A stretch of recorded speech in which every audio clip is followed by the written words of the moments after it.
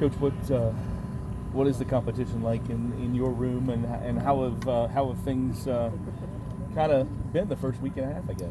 Well, I think the competition's really high. I mean, we've got some guys. Kane Pass has played a lot of football, and bringing Rush East over from the corner this spring. I think he's making some big strides, and I think some of our younger guys that we didn't really expect to do a lot have started to pick it up and make some plays. And I judge people based on, are you a playmaker or you're not. There's a fine line there of making plays and just being in the right spot, and we got some guys that are making plays. So I'm pleased after 9 practices in how we're progressing, but I still obviously, just like every coach, we got a long way to go. What is the difference with Russ, and what did you guys see to make that move, I guess, to safety? Well, I'm probably a little bit biased. I've known Russ since he's a little boy. He's from my hometown, and I saw him play Little League football and make other kids quit because he hit them so hard. And so I think the big thing for him was just to gain his love back. I think anytime you lose your love and your passion for whatever you do, you're not going to be as good at it. And he got that back. He's got his swagger back. I talk to my guys all the time about knowledge, and swagger allows you to play fast, and he's got that right now. And there's no reason he can't be an all-ACC type of player. What are the characteristics that differentiate cornerback from a safety? What makes one guy good at one thing and maybe not the other? Well, I think obviously cornerbacks have to cover with a little less space. They got to be a little bit tighter on receivers, as opposed to safety. You have a little bit more space, and the way you see the ball, the ball comes at you at corner a lot of times from behind. So you got to locate the ball from behind, and then as a safety, the tackling aspect, you're into the box and you're into the run fit a pretty good bit, which makes it a lot more physical part of the game. And then at safety, you're the quarterback of the defense. You make a lot of the calls and a lot of communications. That's probably the main things. This may not be that relevant, but you mentioned knowing Craig as a little boy. Were you around for the LaFews?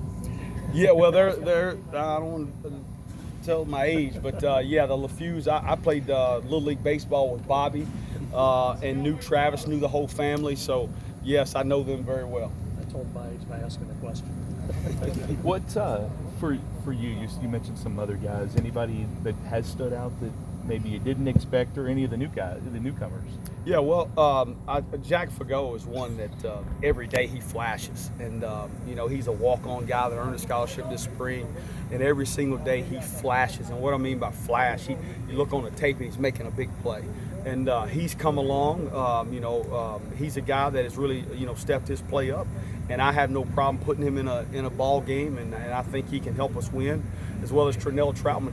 Trinell Troutman's a guy that didn't play a lot last year, that in the spring was lost as Hogan's GOAT. He was going everywhere, and now he knows where he's going and what he's doing, and he's making some tackles and being physical and making plays on the ball, so I'm pleased at his progress.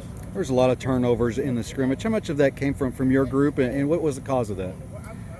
Well, we've got a saying, if you want to make money playing football, you got to make plays on the ball. And so some of that was the defensive line getting great pressure on the linebackers, and the balls overthrown. We always say tips and overthrows. You got to get those. And so there were some overthrown balls, and we caught them. And we work a lot on finishing on plays, meaning catching the ball and making pass breakups. So I was pleasing to see those drills and things we've been focusing and harping on show up on the scrimmage field. Since you got a lot of guys kind of fighting for some time, what is that competition like between all those guys? Well, I think the competition's been good. Today was the first day I started mixing and matching guys a little bit. What I mean by that is putting the 1 guys with the 2s and the 2s with the 3s, and kind of mixing and matching, because throughout the course of a year you'll have guys that get injured, and now 2 guys maybe have played together the entire year, and now all of a sudden he's playing with a new guy. And so I've been doing that. The competition's been positive and healthy, and the one thing I love about our safety room is the guys all pull for each other.